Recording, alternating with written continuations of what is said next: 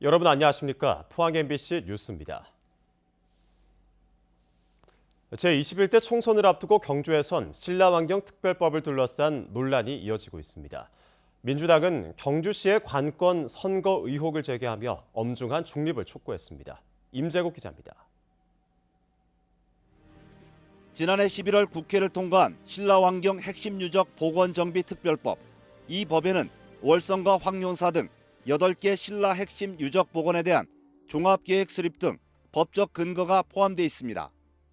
이채관 자유한국당 경주시 예비후보는 이 법은 예산이 수반되지 않은 선거용이며 각종 문화재 관련법으로 피해를 입고 있는 경주 시민을 우롱하는 것이라고 주장했습니다.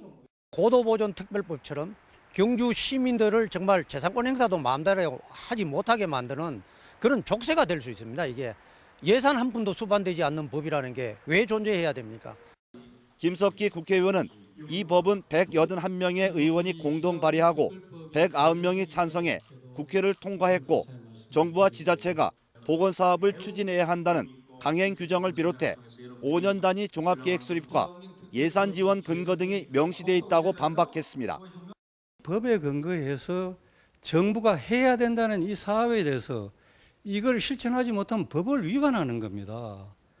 자연히 예산이 편성되는 거예요. 그런데 예산이 없다는 말 자체가 너무나 이 내용을 모르고 그냥 이 선거 국면에서. 이런 가운데 최성훈 더불어민주당 경주시 예비후보는 경주시가 지난 22일 신라환경 특별법 세미나를 개최하는 과정에서 공직선거법 위반 의혹이 있다고 주장했습니다. 시정을 빙자한 사실상 노골적인 사전선거 운동에 해당되는 것이고 간변단체를 동원하는 등의 명백한 선거 중립 의무 위반 행위라고 본다. 최 예비후보는 경주시가 30일부터 시작하는 시민과의 대화 행사에 대해서도 철저한 선거 중립을 촉구했습니다. MBC 뉴스 임재욱입니다. 경북에서 신종 코로나 바이러스 감염증 의심 신고자가 그제보다 18명이 늘어난 44명으로 집계됐습니다.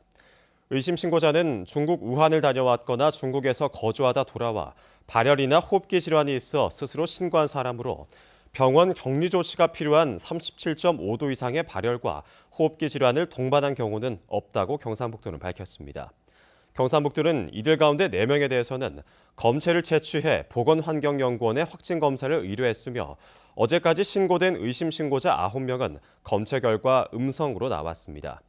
이와 함께 비행기 안에서 확진 환자와 접촉한 10명에 대해서는 능동 감시 대상자로 전화로 모니터링하고 있습니다.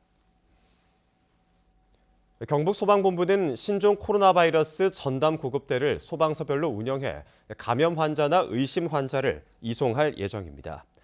전담 구급대에는 보호복과 보안경 등 감염 보호 장비를 갖춘 전문 인력을 배치하고 구급대원들은 출동 전후 철저한 소독을 통해 바이러스 확산에 대비할 계획입니다. 현재 경북소방본부는 감염병 위기대응 지원본부를 구성하고 비상근무 체제를 가동하고 있습니다. 신종 코로나 바이러스 확산으로 일부 행사가 취소되고 중국 도시와의 교류도 차질을 빚고 있습니다. 한수원 월성고문은 방학을 맞아 다음 달 5일부터 7일까지 진행하기로 한 레고와 떠나는 과학 대모험 행사를 취소했습니다. 경주시도 우호도시인 중국 후베이성 이창시에 공문을 보내 올해 4월 열리는 경주 벚꽃축제 참가를 보류해 줄 것을 요청하기로 했습니다. 경상북도는 올해 숲가꾸기 사업에 지난해보다 48% 늘어난 513억 원을 투입합니다.